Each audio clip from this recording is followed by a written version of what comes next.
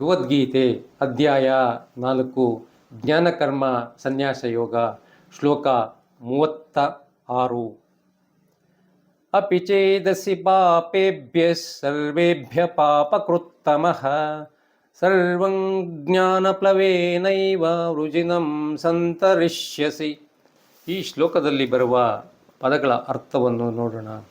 ಚೇತ್ ಒಂದು ವೇಳೆ, ಸರ್ವೇಭ್ಯ ಎಲ್ಲ, ಪಾಪೇಭ್ಯ ಪಾಪಿಗಳಿಗಿಂತಲೂ, ಅಪಿ ಕೂಡ ಪಾಪಕೃತ್ತಮಃ ಹೆಚ್ಚು ಪಾಪ ಮಾಡಿದವನು, ಅಸಿ ಆಗಿರುವೆ, ಜ್ಞಾನಪ್ಲವೇನ ಜ್ಞಾನರೂಪವಾದ ದೋಣಿಯ ಮೂಲಕ, ಏವ ನಿಸ್ಸಂದೇಹವಾಗಿ, ಸರ್ವಂ ಸಂಪೂರ್ಣ, ರುಜಿನಂ ಪಾಪ ಸಮುದ್ರದಿಂದ, ಸಂತರಿಷ್ಯಸಿ ಚೆನ್ನಾಗಿ ಪಾರಾಗಿ ಬಿಡುವೆ. ಈ ಶ್ಲೋಕದ ಅರ್ಥ ಹೇಗಿದೆ?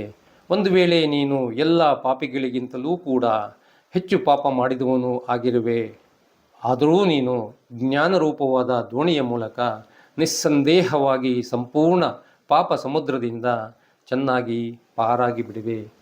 ಈ ಶ್ಲೋಕದ ಅರ್ಥ ಹೀಗಿದೆ: ಆತ್ಮಾನುಭವವನ್ನು ಒಂದು ಸಲ ಪಡೆದ ಮೇಲೆ ಪುನಃ ನೀನು ಸಂಸಾರಕ್ಕೆ ಹಿಂದಿರುಗುವುದಿಲ್ಲ ಎಂದು ಪರಮಾತ್ಮನು ಭರವಸೆ ಇದ್ದರೂ ಅರ್ಜುನನಿಗೆ ಅಂತಹ ಅದ್ಭುತವಾದ ಆಂತರಿಕ ಅನುಭವಕ್ಕೆ ತಾನು ಯೋಗ್ಯನಲ್ಲ ಎಂದು ಅನ್ನಿಸುತ್ತಿತ್ತು.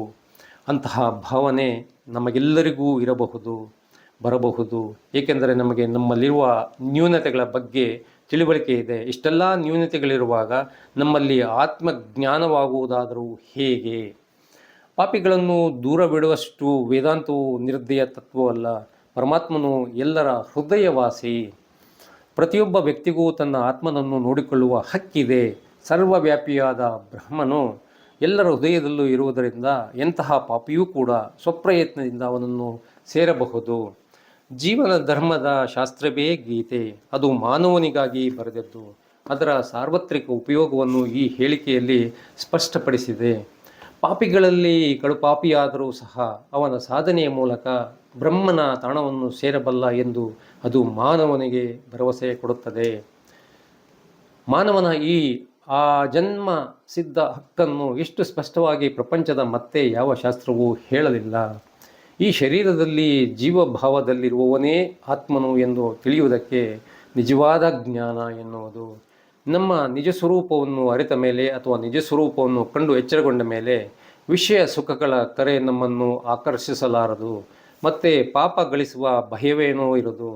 ಇದನ್ನೇ ಅಲ್ಲಿ ಜ್ಞಾನವೆಂಬ ತೆಪ್ಪದಿಂದ ಎಲ್ಲ ಪಾಪಗಳನ್ನು ದಾಟುವೆ ಎಂದು ಪರಮಾತ್ಮನು ಹೇಳಿದುದು.